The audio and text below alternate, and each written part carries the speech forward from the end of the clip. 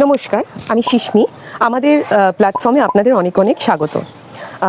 আমাকে অনেকেই মেসেঞ্জারে প্রশ্ন করেন আমার এই প্ল্যাটফর্ম সংক্রান্ত বিষয় নিয়ে, বা যেই টার্মগুলো আমি ইউজ করি, ইআই, গ্যাস লাইটিং, যে বিষয়গুলো নিয়ে আমি ইনফরমেশন শেয়ার করে থাকি, সেগুলো নিয়ে আমাকে অনেকে প্রশ্ন করে জানতে চান।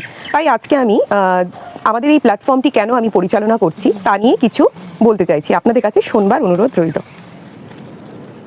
এই প্ল্যাটফর্মটি আমি বিশেষ করে পরিচালনা করছি মেন্টাল হেলথ, ইমোশনাল ওয়েলবিং এবং গ্রোথ বিষয়ে সচেতনতা, নির্দেশনা এবং সহজ ব্যবহারিক পরামর্শ ভাগ করে নেওয়ার জন্য। আমাদের ব্যস্ত দৈনন্দিন জীবনে আমরা আমাদের ফিজিক্যাল হেলথ এর ওপর মনোযোগ দিয়ে থাকি, কিন্তু আমরা ভুলেই যাই যে আমাদের মনেরও যত্নের প্রয়োজন আছে। যেমন রোজ দিন সকালবেলায় দাঁত ব্রাশ করে, স্নান করে, হেলদি ফুড খেয়ে আমরা ফিজিক্যাল হাইজিন মেনটেন করে থাকি বা ফিজিক্যাল হেলথকে ঠিক রাখি, ঠিক সেভাবেই ছোট ছোট বিষয়ে গুরুত্ব দিয়ে মেন্টাল হাইজিনকে স্ট্রং করে আমরা যদি মেন্টাল হেলথের উপর মনোযোগ দিই, তাহলে মেন্টাল হেলথকেও আমরা স্ট্রং করে তুলতে পারবো।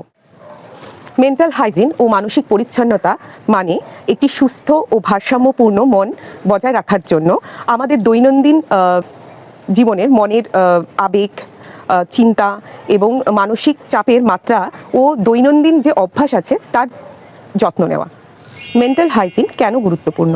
এটি আমাদের হেল্প করে স্ট্রেস, অ্যাংজাইটিকে ম্যানেজ করতে, আমাদের হেলদি রিলেশনশিপ বিল্ড করতে সাহায্য করে, আমাদের সেলফ কনফিডেন্স, সেলফ অ্যাওয়ারনেসকে ইনক্রিজ করে এবং বেটার ডিসিশন মেকিং এবং প্রোডাক্টিভিটিতে সাপোর্ট করে।